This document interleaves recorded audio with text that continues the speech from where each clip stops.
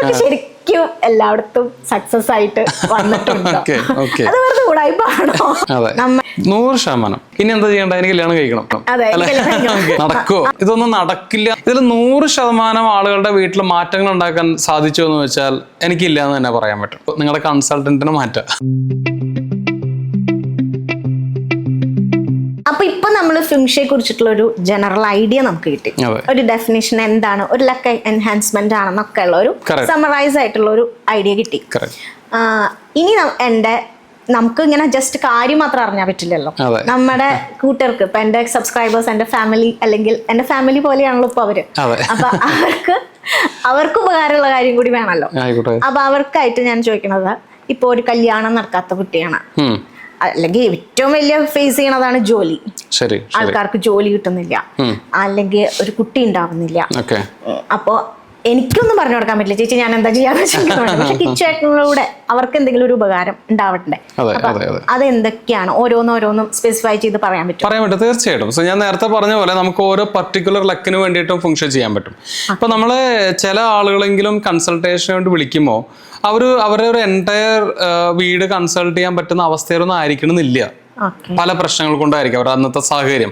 അപ്പൊ നമ്മൾ നോക്കുക, അവരുടെ അന്നത്തെ ഏറ്റവും ഇമ്മീഡിയറ്റ് ആയിട്ടുള്ള ആവശ്യം എന്താണെന്ന് വെച്ചാൽ അതനുസരിച്ച് നമുക്ക് ആ ഒരു ലക്കിനെ എൻഹാൻസ് ചെയ്ത് റിസൾട്ട് ആക്കി എടുക്കാൻ പറ്റും.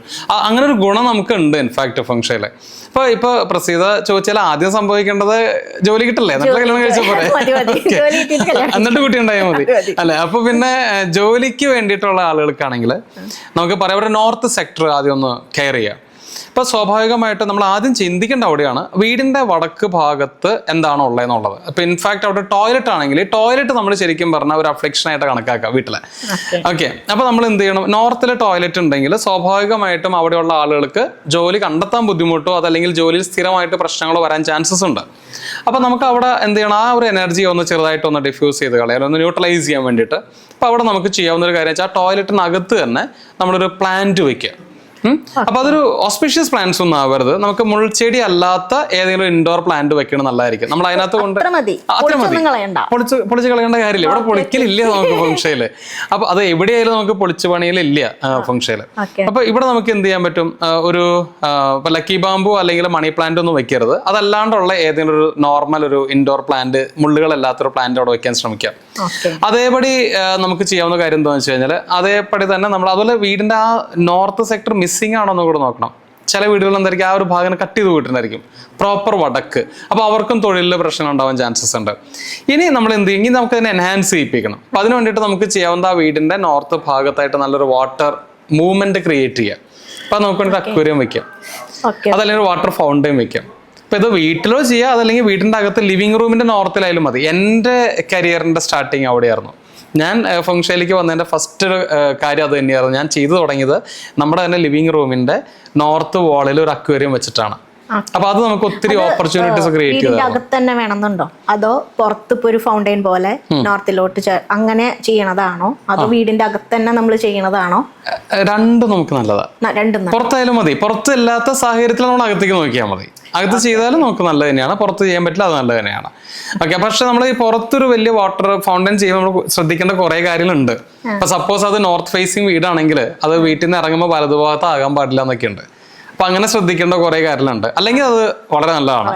അപ്പോൾ ആ സമയം നമുക്ക് ലിവിംഗ് റൂമിന്റെ നോർത്തിൽ ചെയ്യണമെങ്കിൽ വലിയ ടെൻഷൻ ഇല്ല. അപ്പൊ അവിടെ നമുക്ക് ചെറിയൊരു വാട്ടർ ഇത് നമുക്ക് ചെയ്യാൻ പറ്റും. വാട്ടർ ഫൗണ്ടൻ നമുക്ക് ചെയ്യാം, ഒരു വാട്ടർ ഫൗണ്ടൻ ചെയ്യാം, അല്ലെങ്കിൽ ഒരു അക്വേറിയം ചെയ്യാൻ പറ്റും. ഇനി ഇതൊന്നും പറ്റാത്തൊരു സാഹചര്യം ഇരിക്കട്ടെ, നല്ലൊരു വാട്ടർഫോൾ പിക്ചർ കൊടുക്കുക.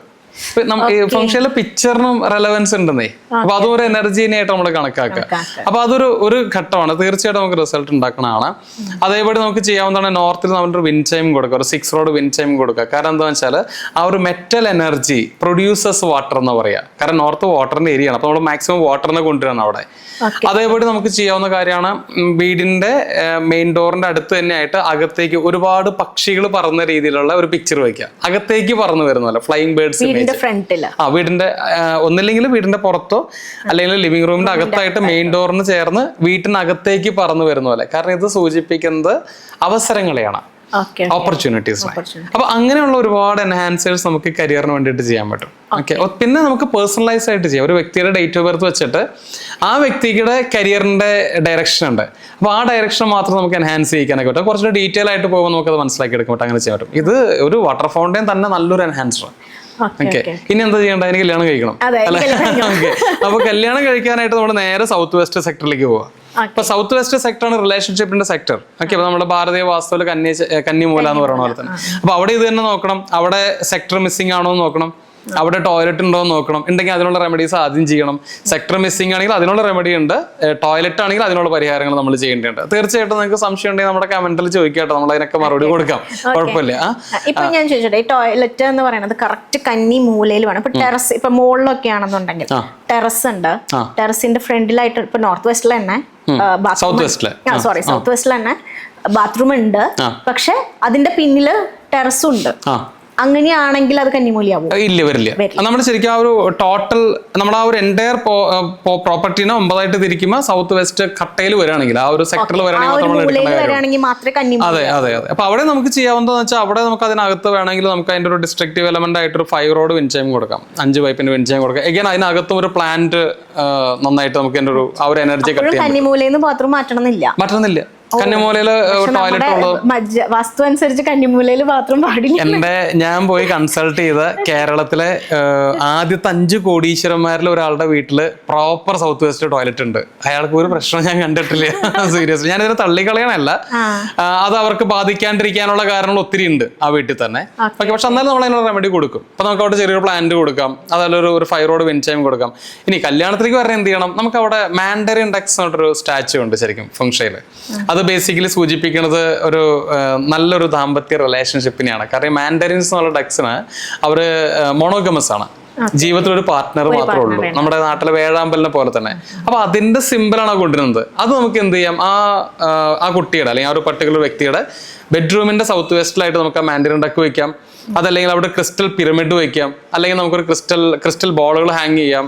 റെഡ് ട്രയാങ്കിൾ കൊടുക്കാം. ഇങ്ങനെയുള്ള കാര്യങ്ങളൊക്കെ ചെയ്താലും നമുക്ക് നല്ല രീതിയിൽ അവരുടെ റിലേഷൻഷിപ്പ് ലക്കിനെ എൻഹാൻസ് ചെയ്തെടുക്കാൻ പറ്റും. അപ്പൊ കല്യാണം നടക്കാനും അത് തന്നെ ചെയ്താൽ മതി. സീരിയസ്ലി. അപ്പൊ നിലവിൽ കല്യാണം കഴിഞ്ഞവരാണെങ്കിൽ അത് ചെയ്യാം, പ്രശ്നങ്ങൾ കണ്ടിരിക്കാൻ. ഇനി കല്യാണം വരാൻ വേണ്ടിയിട്ടും നമുക്ക് ഇതിൽ ചെയ്യാൻ പറ്റും. പിന്നെ ചെയ്യാവുന്ന കുറെ കാര്യങ്ങൾ കേട്ടോ. അപ്പൊ അന്നേരം നമുക്ക് ശരിക്കും അവരുടെ ബെഡിന്റെ പൊസിഷനിങ് പ്രാധാന്യം കൊടുക്കാം, ഡേറ്റ് ഓഫ് ബർത്ത് നോക്കിയിട്ട്. അതേപടി ഇപ്പൊ നമ്മൾ ഡബിൾ കോട്ട് ബെഡ് കൊണ്ടുവരുന്നൊക്കെ പറയാം. അങ്ങനെ കുറെ കാര്യങ്ങൾ നമുക്ക് അതിനകത്ത് ചെയ്ത് കൊടുക്കാനായിട്ടും. ഇനി കുട്ടികൾ ഉണ്ടാവാനായിട്ട്. അപ്പൊ once they got married, next concern കുട്ടികൾ തന്നെയാണ് സ്വാഭാവികമായിട്ടും. അപ്പൊ കുട്ടികളിലേക്ക് വരുമ്പോൾ നമുക്ക് കൊടുക്കാൻ പറ്റുക വെസ്റ്റ് സെക്ടർ പ്രോപ്പർ. അപ്പൊ ഇത് തന്നെ അവിടെ ചിന്തിക്കണം. വെസ്റ്റിൽ ടോയ്ലറ്റ് ഉണ്ടോ എന്ന് നോക്കണം. വെസ്റ്റ് സെക്ടർ മിസ്സിംഗ് ആണോ എന്ന് നോക്കണം. അപ്പൊ അതിനുള്ള റെമഡി ആദ്യം കൊടുക്കണം. അപ്പൊ അവിടെ ടോയ്ലറ്റ് ആണെങ്കിൽ നമ്മൾ സ്റ്റിൽ വാട്ടർ കൊടുക്കാന്ന് പറയും. ഒരു ബക്കറ്റ് ഓഫ് വാട്ടർ അവിടെ സ്ഥിരമായിട്ട് ടോയ്ലറ്റിനകത്ത് വെക്കുക. അതിൽ ലൈറ്റ് ഇട്ട് വെക്കുക. ഒരു 3 മണിക്കൂർ ചെയ്യുക. അപ്പൊ അതിന്റെ ടോയ്ലറ്റിന്റെ പരിഹാരമായി. പിന്നെ എന്ത് ചെയ്യണം? നമ്മൾ വെസ്റ്റ് സെക്ടർ എൻഹാൻസ് ചെയ്യിക്കണം. അപ്പൊ അവിടെ നമ്മൾ 6 റോഡ് വിൻചൈം കൊടുക്കാം. അതല്ലെങ്കിൽ നേരത്തെ നമ്മൾ പറഞ്ഞ പോലെയുള്ള ബുദ്ധ വിത്ത് കുറെ കുട്ടികൾ, ആ ഒരു ഇമേജ് നമുക്ക് അവരുടെ ബെഡ്റൂമിന്റെ വെസ്റ്റ് വാളിൽ വെക്കാം. അതുപോലെ പൊമോഗ്രാനൈറ്റിന്റെ ഒരു ഓപ്പൺ പിക്ചർ ഉണ്ട്. പൊമോഗ്രാനൈറ്റ് തുറന്നു വെച്ചേക്കുന്ന അത് നമുക്ക് അവരുടെ ബെഡ്റൂമിന്റെ വെസ്റ്റ് വാളിൽ വെക്കാം. തുമ്പിക്കൈ താഴ്ത്തിയിട്ടുള്ള ഒരു ആന, എലഫന്റിന്റെ ഒരു സ്റ്റാച്ചു നമുക്ക് ബെഡ്റൂമിൽ കൊടുക്കാം. ഇതൊക്കെ നമുക്ക് ശരിക്കും കുട്ടികളെ കൺസീവ് ചെയ്യുന്നതിനുള്ള ഒരു ലക്ക് ക്രിയേറ്റ് ചെയ്യും.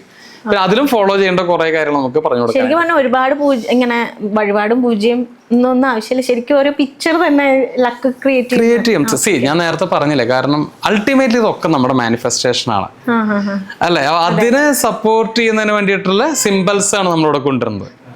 ഓരോ കാര്യങ്ങളും. എക്സാക്ട്ലി. അപ്പൊ നമ്മൾ ആ ഒരു പിക്ചർ എന്തിനാണ് സൂചിപ്പിക്കണം മനസ്സിലായി. നമ്മളുടെ ബ്രെയിൻ അതനുസരിച്ച് പ്രോപ്പറായിട്ട് വർക്ക് ചെയ്യും. അത് അങ്ങനെ കണക്ട് അങ്ങ് പൊക്കോളാം ചെയ്യാം. തീർച്ചയായിട്ടും. അപ്പൊ നമ്മുടെ കല്യാണം വരെ ഇപ്പൊ സെറ്റായി. ഇനി അടുത്തൊരു പ്രശ്നം എന്ന് പറഞ്ഞു കഴിഞ്ഞാൽ ജീവിക്കണം, പണം വേണം. അപ്പൊ പണം ഉണ്ടാവാൻ എന്തൊക്കെ നമുക്ക് എനിക്ക് തോന്നുന്നു ഫംഗ്ഷൻ ഭയങ്കര സിമ്പിൾ മെത്തേഡുകളാണ് ഫോളോ ചെയ്യുന്നത്. ഒരുപാട് വഴിപാടിന് പൈസ കൊടുക്കണ്ട, പ്രശ്നങ്ങൾ സോൾവ് ചെയ്യാൻ നമ്മൾ പൊളിച്ചു കളയണ്ട, ഒന്നും വേണ്ട, സിമ്പിൾ ആയിട്ട് നീ എങ്ങനെ നിങ്ങൾക്ക് പണം ഉണ്ടാക്കാം. ഭൂരിഭാഗം ആളുകളുടെയും പ്രശ്നമാണ് അല്ലെ ഏറ്റവും കൂടുതൽ. അതുകൊണ്ട് തന്നെയാണ് ഫംഗ്ഷയിലുള്ള ഏറ്റവും കൂടുതൽ സിമ്പിൾസും wealth symbols, wealth creating symbols ആണ് ഫംഗ്ഷയിൽ ഏറ്റവും കൂടുതൽ പേര് എല്ലാം പോയി കണക്ട് ആവുന്നത് അൾട്ടിമേറ്റ്ലി വെൽത്തിലേക്ക് തന്നെയാണ്. കാരണം എല്ലാവർക്കും വേണ്ടതായിട്ടുള്ള സംഗതി അത് തന്നെയാണ് അല്ലെ, അതിനുശേഷമാണ് ബാക്കിയൊക്കെ വരുന്നുള്ളൂ. അപ്പോൾ സ്വാഭാവികമായിട്ടും വെൽത്ത് സിമ്പിൾസ് ഒത്തിരി ഉണ്ട് നമുക്ക്. നമ്മളതിന്റെ സെക്ടറായിട്ട് കണക്കാക്കുന്നത് സൗത്ത് ഈസ്റ്റിനെയാണ്, തെക്ക് കിഴക്ക്. ഓക്കെ, അപ്പൊ നമ്മൾ തെക്ക് കിഴക്ക് ഈ പറഞ്ഞ പോലെ തന്നെ ആദ്യം അഫ്ലിക്റ്റഡ് ആണെന്ന് നോക്കുക, അതിനുള്ള റെമഡി ചെയ്യുക, പിന്നെ എൻഹാൻസേഴ്സ് കൊടുക്കുക. പിന്നെ ഏറ്റവും സിമ്പിൾ ആയിട്ടുള്ള എൻഹാൻസേഴ്സ് ആണ് വെച്ചാൽ സൗത്ത് ഈസ്റ്റിൽ ധാരാളം ചെടികൾ വെക്കുക, പ്ലാന്റുകൾ വെക്കുക. അത് വളരെ വളരെ എഫക്റ്റീവ് ആണ്. ഇപ്പൊ എന്ത് ചെയ്യാൻ നോക്കാം, അവിടെ മണി പ്ലാന്റ് കൊടുക്കാം, അതുപോലെ ലക്കി ബാമ്പ് കൊടുക്കാം, ജെയ്ഡ് കൊടുക്കാം. മുൾച്ചെടികൾ നമ്മുടെ വീട്ടിൽ ഒഴിവാക്കണത് ഏറ്റവും നല്ലതായിരിക്കും. അപ്പൊ അത് സൗത്ത് ഈസ്റ്റ് ഭാഗത്ത് വീടിനോട് പുറത്തും ചെയ്യാം, അതേപോലെ നമുക്ക് ലിവിംഗ് റൂമിന്റെ അകത്തും സൗത്ത് ഈസ്റ്റ് ആയിട്ട് നമുക്ക് ഈ പ്ലാന്റുകൾ കൊടുക്കുന്നത് വളരെ നല്ലതായിരിക്കും. പിന്നെ നമുക്കവിടെ വെൽത്ത് ബൗൾ ക്രിയേറ്റ് ചെയ്യാം. വെൽത്ത് ബോൾ വളരെ രസകരമായിട്ടൊരു സംഗതിയാണ്. അതായത് വെൽത്ത് ബോൾ എങ്ങനെ ചെയ്യാന്നൊക്കെ ഞാൻ എന്റെ ചാനലിൽ ചെയ്തിട്ടിട്ടുണ്ട് കേട്ടോ. ആക്ച്വലി വളരെ ഇൻട്രസ്റ്റിംഗ് ആയിട്ട് അതിനകത്ത് പറഞ്ഞിട്ടുണ്ട്. അതിനകത്ത് അപ്പൊ നമ്മളതിനകത്ത് വെൽത്ത് സിമ്പിൾസ് ആയിട്ടുള്ള കോയിൻസ് കണ്ടോളൂ.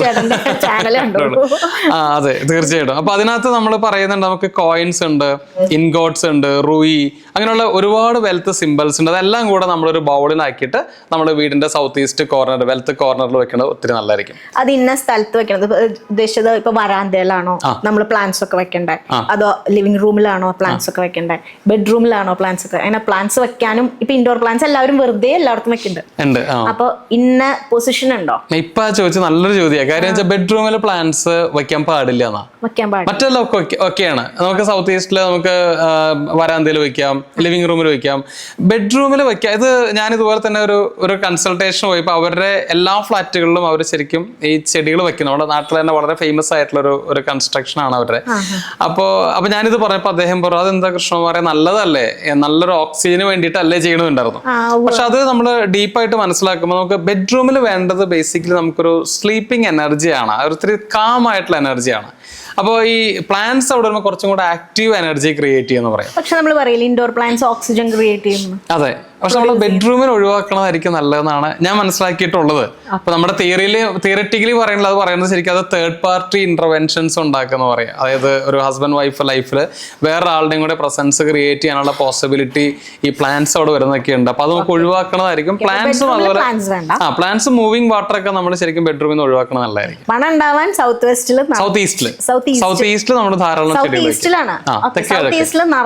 ചെടികൾ വെക്കുക. അത് ഇന്ന മിറ്റായാലും വരാന്തയായാലും ലിവിംഗ് റൂം ആയാലും ഒന്നും പ്രശ്നമില്ല, ബെഡ്റൂം ഒഴിവാക്കിയാൽ മതി. അതെ, ബെഡ്റൂം ഒഴിവാക്കാം. ഒത്തിരി ഉണ്ട്, ഒരുപാട് വെൽത്ത് എൻഹാൻസേഴ്സ് ഉണ്ട് ഫ്രണ്ട്സിൽ, ഒരുപാടുണ്ട്. നമുക്ക് വെൽത്ത് ബൗൾ ചെയ്യാം, കൂടാണ്ട് പിന്നെ ഫംഗ്ഷയുടെ ചെയ്യാൻ പറ്റും. അതെ അതെ അതെ, ഫംഗ്ഷയില് കണ്ടുവരുന്നതാണ് ഒരു വൈറ്റും ബ്ലാക്കും കൂടിയിട്ടുള്ള സിമ്പിൾ. അതിനെന്തെങ്കിലും ഒരു അത് ശരിക്കും ഇൻ ആൻഡ് യാങ് എന്നുള്ളൊരു കോൺസെപ്റ്റ്. ആക്ച്വലി നമുക്കതിന് ഡ്യുവാലിറ്റി നമ്മൾ പറയാറില്ലേ, അതായത് അതെന്താന്ന് വെച്ച് കഴിഞ്ഞാൽ ബേസിക്കലി അത് രണ്ട് തരത്തിലുള്ള എനർജീനെയാണ് അത് സൂചിപ്പിക്കുന്നത്. അതായത് ഒന്ന് നമ്മൾ നേരത്തെ പറഞ്ഞ എനർജി ബാലൻസിങ് എന്നൊരു വേർഡ് ഞാൻ യൂസ് ചെയ്തു അല്ലെ തുടക്കത്തിൽ തന്നെ. അപ്പൊ എന്താണ് ഈ എനർജി ബാലൻസിങ് എന്ന് പറഞ്ഞു കഴിഞ്ഞാൽ രണ്ട് തരത്തിലുള്ള എനർജി ഉണ്ട്. ഒന്ന് വളരെ ആക്റ്റീവ് ആയിട്ടുള്ള എനർജി ഉണ്ട്, ഒന്ന് പാസീവ് എനർജി ഉണ്ട്. അതിനെ നമുക്ക് ഇങ്ങനെ പറയാം, ഒന്ന് മാസ്കുലൻ എനർജിയാണ്, ഒന്ന് ഫെമിനൻ എനർജിയാണ്. ഇതിനെ പ്രോപ്പർ ആയിട്ട് ബാലൻസ് ചെയ്യുമ്പോഴാണ് അവിടെ ഹാർമണി ക്രിയേറ്റ് ആവുക. ശരിയല്ലേ? ഇപ്പൊ നമ്മളൊരു ഹസ്ബൻഡ് വൈഫ് ലൈഫിൽ തന്നെ ഒന്ന് ആലോചിച്ച് നോക്കൂ.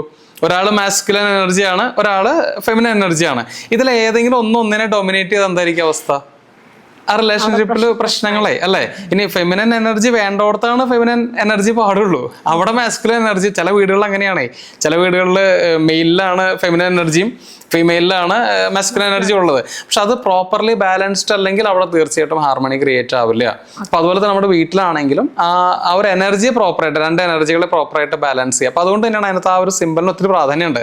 അതിൽ ആ ബ്ലാക്കിലും ഒരു വൈറ്റ് ഡോട്ട് ഉണ്ട്, ആ വൈറ്റിലും ഒരു ബ്ലാക്ക് ഡോട്ട് ഉണ്ട്. അപ്പൊ അതിനെ പ്രോപ്പർലി ബാലൻസ് ചെയ്ത് നിൽക്കുമ്പോൾ നമുക്ക് ഹാർമണി ക്രിയേറ്റ് ചെയ്യാൻ പറ്റും. അപ്പൊ അതിനകത്ത് നമ്മൾ അതിനകത്ത് പറയണ ശരിക്കും നമുക്ക് മെറ്റീരിയലിസ്റ്റിക് ലൈഫിനെയും അതുപോലെ സ്പിരിച്വൽ ലൈഫിനെയൊക്കെ അത് കണക്ട് ചെയ്യാം. ഇൻ ആൻഡ് യാങ് എന്ന് പറയുമ്പോൾ എല്ലാ രീതിയിലും കണക്ട് ചെയ്യാൻ പറ്റുന്ന ഒരു കോൺസെപ്റ്റ് ആണ് അത് ആക്ച്വലി. അപ്പൊ അതും നമ്മൾ ഫംഗ്ഷനിൽ എടുക്കാറുണ്ട്. ഓക്കെ, അപ്പൊ നമ്മൾ പണം ഉണ്ടായാൽ നോർമലി നമുക്ക് വാഹനം വാങ്ങാം.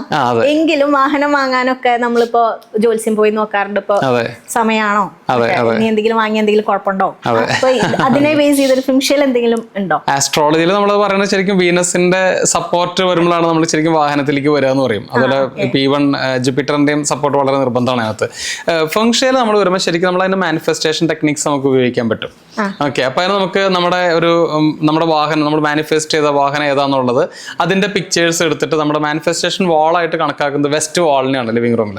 അപ്പൊ അവിടെ നമ്മൾ അത് സ്റ്റിക്ക് ചെയ്യുക വഴിയൊക്കെ നമുക്ക് എന്ത് ചെയ്യാൻ പറ്റും, നമുക്ക് അത് വേഗത്തിൽ ആ ഒരു ലക്കിലേക്ക് എത്തിപ്പെടാനായിട്ട് സാധിക്കുന്നുണ്ട്. മാനിഫെസ്റ്റേഷൻ ഹെൽപ്പ് ചെയ്യിക്കാം നമുക്ക് അവിടെ. ഇന്ന വാഹനം അങ്ങനെയൊന്നുമില്ല തോന്നുന്നു. അങ്ങനെയൊന്നുമില്ല, നമ്മുടെ ഇഷ്ടത്തിനുള്ള വാഹനം ഏതാണോ നമ്മൾ കൊണ്ടുപോയി സ്റ്റിക്ക് ചെയ്യുക, അതിലേക്ക് ഫോക്കസ് ചെയ്യുക, അപ്പൊ നമുക്ക് അതിലേക്ക് എത്താൻ പറ്റും. എക്സാക്ട്ലി അത് തന്നെയാണ്. അപ്പൊ അത് നമ്മൾ എത്രത്തോളം നമ്മൾ അത്ര സീരിയസ് ആയിട്ട് ആ മാനിഫെസ്റ്റേഷൻ നമ്മൾ എടുക്കുന്നുണ്ടോ അതനുസരിച്ച് അത് ഫാസ്റ്റ് ആയിട്ട് അങ്ങനെ അതിപ്പോ ഏതൊരു കേസിലും അങ്ങനെ തന്നെയാ തോന്നുന്നു അല്ലെ. എന്താണോ നമുക്ക് അച്ചീവ് ചെയ്യാനുള്ളത്, നമ്മൾ അച്ചീവ് ചെയ്യാനുള്ള ഗോളിലേക്ക് എത്താൻ നമ്മൾ അത് സ്റ്റിക്ക് ചെയ്ത് നമ്മൾ അതിലേക്ക് തന്നെ ഫോക്കസ് ചെയ്താൽ നമ്മള് പിന്നീടാണെങ്കിൽ അതിലേക്ക് എത്തും എന്നുള്ള ഒരു ലക്ക് ഫാക്ടർ തന്നെയാണ് തീർച്ചയായിട്ടും ഫോളോ ചെയ്യുന്നത്. അത് ശരിക്കും നല്ലത് തന്നെയാട്ടോ. നമ്മൾ കുറെ പൂജയും വഴിപാടും ബഹളം ഒന്നും വേണ്ട. ഇല്ലേ, അതെ, ഏറ്റവും സിമ്പിൾ ആയിട്ട് നമുക്ക് ചെയ്തെടുക്കാനായിട്ട് നോക്കും. അത് തന്നെയാണ് നമുക്ക് വലിയൊരു അഡ്വാൻറ്റേജ്. ഇപ്പൊ ഫംഗ്ഷനിൽ നേരത്തെ പറഞ്ഞ ഭയങ്കര ബഡ്ജറ്റ് ഫ്രണ്ട്ലി ആണ്. ബഡ്ജറ്റ് ഫ്രണ്ട്ലി മീൻസ് ഒരു കൺസൾട്ടേഷൻ ചാർജസ് മാത്രമേ അതിനകത്ത് വരുന്നുള്ളൂ. പിന്നെ ഈ പറഞ്ഞ ഒരുമാതിരിപ്പെട്ട എല്ലാ എലമെന്റ്സും നമുക്ക് തന്നെ ചെയ്തെടുക്കാവുന്നുണ്ട്. ഞാൻ നേരത്തെ പറഞ്ഞു ഈ ഫംഗ്ഷയുടെ ഈ ഒരു പെർട്ടിക്കുലർ പ്രൊഡക്റ്റുകൾ തന്നെ മേടിക്കണം നിർബന്ധമൊന്നുമില്ല. അത് നമുക്ക് വേണമെങ്കിൽ നമുക്ക് ചെയ്യാവുന്ന ഒരു ഓപ്ഷൻ മാത്രമാണത്. പല ആളുകൾക്കും പക്ഷെ അത് അറിയില്ല. കാരണം ആളുടെ ഒക്കെ വിചാരം ഇന്ന പ്രോഡക്റ്റ് തന്നെ കൊണ്ടുവച്ചാൽ റിസൾട്ട് ആക്കാൻ പറ്റുന്നുണ്ട്. പിന്നെ ഒരു മെയിൻ ഫാക്ടർ എനിക്ക് ചോദിക്കാനുള്ളത്, ഇതൊക്കെ നമ്മൾ കൊണ്ടുവച്ചു, ഇനി കൊണ്ടുവച്ചു കഴിഞ്ഞിട്ട് നമ്മളത് പിന്നീട് അത് എടുത്ത് കളഞ്ഞു, അല്ലാച്ച വീണു പൊട്ടി, ഇപ്പൊ നമ്മൾ വെച്ച് കണ്ണാടി കൊട്ടാൻ പാടില്ല, അങ്ങനെയൊക്കെ കുറെ ട്രഡീഷണൽ ചിന്താഗതികൾ ഉണ്ടല്ലോ. അത് നമുക്കറിയില്ല, നമുക്ക് ആൾക്കാർക്കൊക്കെ പേടിയാണ്. അപ്പൊ ഇതുപോലെ തന്നെ ഇപ്പൊ നമ്മള് ലാഫിംഗ് ബുദ്ധയെ കൊണ്ടുവച്ചു കുറച്ചു ദിവസം കഴിഞ്ഞപ്പോ നമ്മുടെ കയ്യിൽ നിന്ന് വീണു പൊട്ടി, അല്ലെങ്കിൽ എന്തെങ്കിലും കാരണവശാൽ നമുക്ക് കളയേണ്ടി വന്നു എന്നുണ്ടെങ്കിൽ അത് പ്രശ്നമാവോ? അല്ല, ഇത് എല്ലാവർക്കും ഉള്ള ചോദ്യമാണ്. ആൾക്ക് പേടിയാണ്. പിന്നെ ബുദ്ധന്റെ അടുത്ത് പോകാൻ പാടുണ്ടോ, അവിടെ ഇരുന്ന് നോൺ വെജ് കഴിക്കാൻ പാടുണ്ടോ ചോദിക്കാൻ ആൾക്കാരുണ്ട്.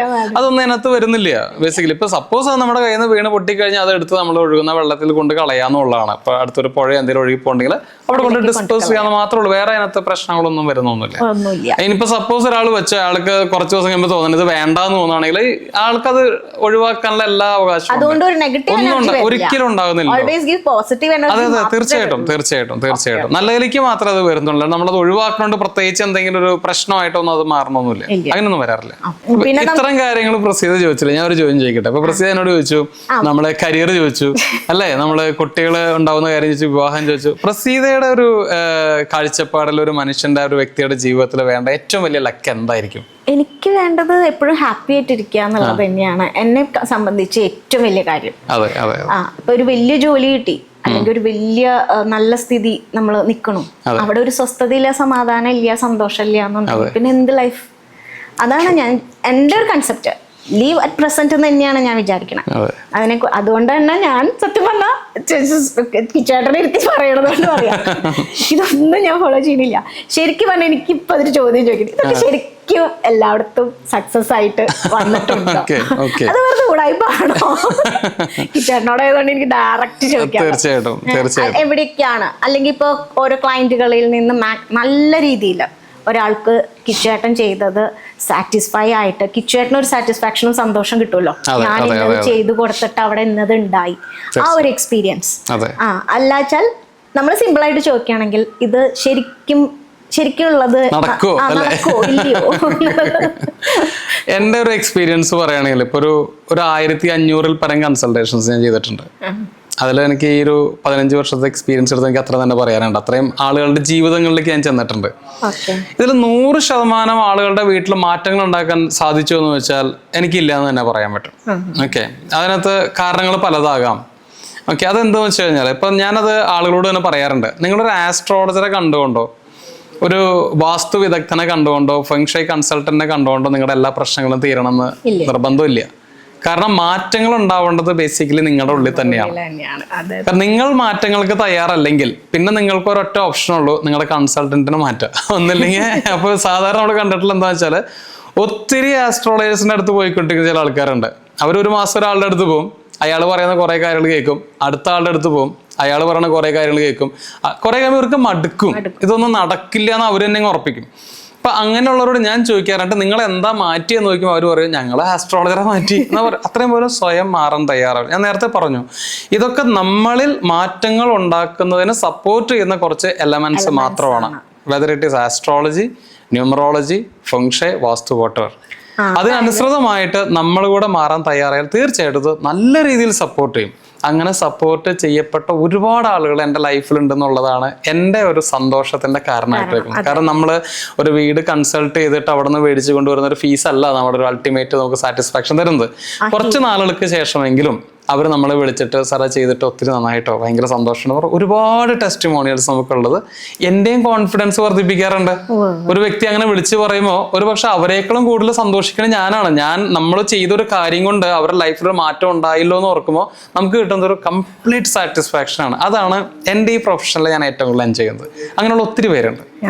എനിക്കിപ്പോൾ കാര്യം ശരിക്കും ഒന്നും അറിയില്ലായിരുന്നു, പക്ഷെ എനിക്ക് ഇതിൽ നിന്ന് മനസ്സിലാവണത് ഒരു ഫീൽ എന്താ വെച്ച് കഴിഞ്ഞാൽ നമുക്ക് പോസിറ്റീവ് എനർജി തരാനുള്ള ഒരു ഫാക്ടർ, ലക്ക് ഫാക്ടർ എന്നൊക്കെ പറയുന്നത് നമുക്കൊരു ഉള്ളിൽ തന്നെ നമ്മുടേതായ പോസിറ്റീവ് എനർജി ലഭിക്കുക, മറ്റുള്ളവരുടെ വിഷമങ്ങളും കാര്യങ്ങളും എല്ലാം എങ്ങനെയെങ്കിലും നമുക്ക് ഹീൽ ചെയ്യാൻ പറ്റുക എന്നുള്ള ഒരു സാറ്റിസ്ഫാക്ഷൻ ആണ് ചേട്ടന് കിട്ടണമെന്നുള്ളത് എനിക്ക് മനസ്സിലായി. ഇപ്പൊ നമ്മളൊരു ആളെ സഹായിച്ചു, ഒരാൾക്ക് ഒരു ഭക്ഷണം കൊടുത്തു, അയാളുടെ ജീവിതം ഒന്ന് പൊക്കിക്കൊണ്ടു വന്നു എന്നുണ്ടെങ്കിൽ നമുക്ക് കിട്ടുന്ന ഒരു ഫീൽ അല്ലെങ്കിൽ ഒരു സാറ്റിസ്ഫാക്ഷൻ പോലെയല്ലേ? 100%. അതായത് പലപ്പോഴെങ്കിലും നമ്മുടെ വേർഡ്സ് എത്ര ഇമ്പാക്ട് ഉണ്ടാക്കുന്ന അറിയുമ്പോൾ ചിലപ്പോൾ നമ്മൾ അവിടെ കൺസൾട്ട് ചെയ്യേണ്ട പോലും കാര്യമില്ല. ചില വ്യക്തികളുടെ അടുത്ത് നമ്മൾ അവരുടെ പ്രശ്നങ്ങളൊന്ന് കേട്ടാൽ മതി, അവരുടെ പരിഹാരം അവരുടെ ഉള്ളിൽ തന്നെയുണ്ട്. ഞാൻ പലപ്പോഴും ആസ് എ കൺസൾട്ടന്റ് പിന്നീട് ആയി പോകാറുള്ളത് ഒരു ലിസണർ ആയിട്ടാണ്. പല ആളുകളും നമ്മൾ വിളിക്കുന്നത് വലിയ ഭീകരമായ പ്രശ്നങ്ങളൊക്കെ ആണെങ്കിൽ കൂടിയും അവർ തന്നെ പറഞ്ഞ് നമ്മളതൊന്ന് ആത്മാർത്ഥമായിട്ട് കേട്ട് കഴിയുമ്പോൾ അവരുടെ സൊല്യൂഷൻ അവരുടെ ഉള്ളിൽ നിന്ന് തന്നെ വരും.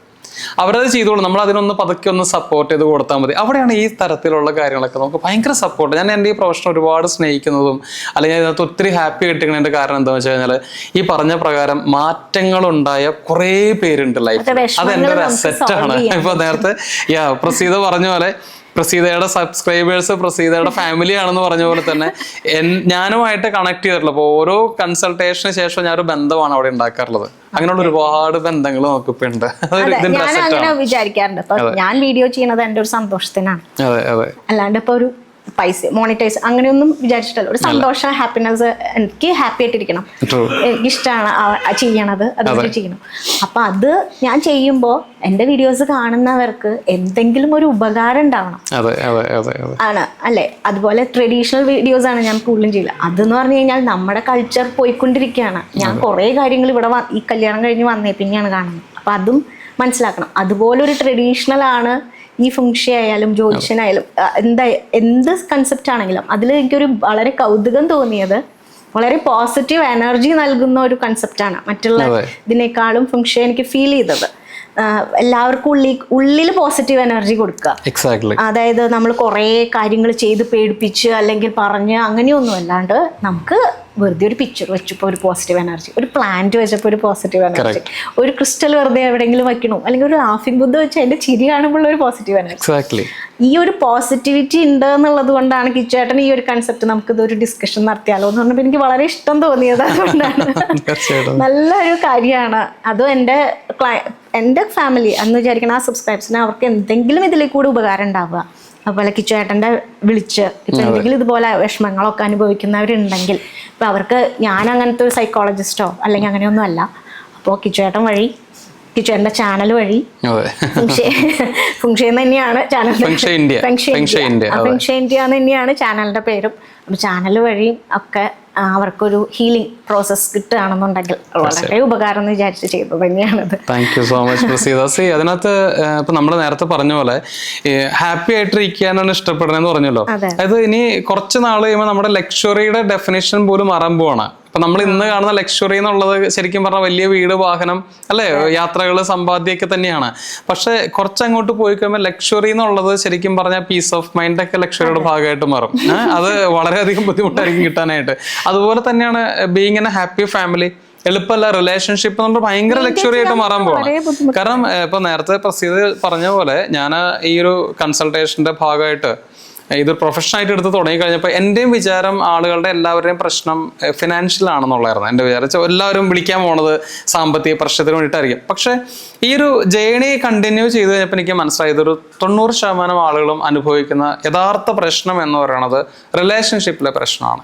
അല്ലെങ്കിൽ അവിടെയാണ് ആളുകൾ ശരിക്കും പാനിക് ആകുന്നതും നിസ്സഹായരായിട്ട് പോകുന്നൊരു അവസ്ഥ ശരിക്കും ബന്ധങ്ങളിലെ പ്രശ്നങ്ങൾ ഉണ്ടാകുമ്പോഴാണ്. അപ്പോൾ അതിന് നമുക്ക് ഒരുപാട് സപ്പോർട്ട് ചെയ്യാനായിട്ട് സാധിച്ചിട്ടുണ്ട് ചെറിയ ചെറിയ ടിപ്സ് വഴി. ഞാൻ ഈ പറഞ്ഞ പോലെ ഒത്തിരി പ്രശ്നങ്ങളിൽ കൂടെ പോകുന്ന ആൾക്കാർ ഇപ്പം നാളെ ഡിവോഴ്സിലേക്ക് എത്തിപ്പെടുന്ന പറ്റുന്ന ആളുകളൊക്കെ നമുക്ക് ചെറിയ ഈ പറഞ്ഞ പോലെ സിമ്പിൾസിൽ കൂടെ ഒക്കെ തന്നെ മാറ്റം ഉണ്ടാക്കാൻ പറ്റുമ്പോൾ നമുക്ക് ഇതൊരു സാറ്റിസ്ഫാക്ഷൻ ഭയങ്കരമാണ് സീരിയസ്ലി.